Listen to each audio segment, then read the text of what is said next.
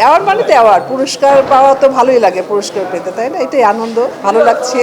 আমার কাজের স্বীকৃতি হিসেবেই আমি মনে করি যেটা পেয়েছি আমি। আজ যদি রোজিনা না হতাম, আজকে যদি চলচ্চিত্রের অভিনেত্রী না হতাম, আর মনে হয় না পুরস্কৃত হতে পারতাম আর কি। যার যার একটা দক্ষতা লাগে, তাই না? যেমন গানের শিল্পীরা পাচ্ছে, বা অন্য ডাইরেক্টর, নাটকের ডাইরেক্টর পাচ্ছে, ফিল্মের ডাইরেক্টর বা নাটকের ডাইরেক্টর, এক একটা সেক্টরে এক একজন পাচ্ছে। আমি চলচ্চিত্রের অভিনেত্রী হিসেবে অনেক সেক্টরেই কিন্তু অ্যাওয়ার্ড পেয়েছি, রাষ্ট্রীয় পুরস্কার থেকে শুরু করে আপনার বাংলাদেশেও অনেক জায়গায়, বিদেশেও অনেক জায়গায় আমি পেয়েছি। আমার খুব ভালো লাগে। হ্যাঁ, আমাকে অনেক সময় আমার ফেসবুকে অনেক সময় নক করে অনেকে, আমার যারা শুভাকাঙ্ক্ষী আছে, আমার এখনো অনেক ভক্ত আছে যে চায় যে আমি অভিনয় করি, আপনারা তারা হলে এসে ছবি দেখুন।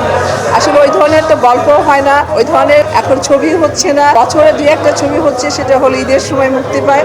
আর সারা বছরই তো এমন কোনো ছবি আমি দেখি না যে হলে মুক্তি পাচ্ছে। তো অবশ্যই ছবিতে অভিনয় করব, কারণ আমি একজন চলচ্চিত্রের মানুষ, অভিনেত্রী। তো ভালো গল্প হতে হবে, নারী প্রধান গল্প হতে হবে, চরিত্র হতে হবে, ভালো ডাইরেক্টর হতে হবে, ভালো মেকিং হতে হবে, তাহলে হয়তো ভেবে দেখা যেতে পারে আর কি। অবশ্যই, কারণ আমি তো নাটক পরিচালনা করেছি অনেকগুলো নাটক পরিচালনা করেছি আমি আমি আমি নাটকে অভিনয় করেছি। অভিনয় তো অভিনয়, সেটা বড় পর্দায় হোক আর ছোট পর্দায় হোক না কেন, অবশ্যই ভালো চরিত্র হলে, ভালো গল্প হলে, ভালো ডাইরেক্টর হলে, ভালো মেকিং হলে অবশ্যই কাজ করবে।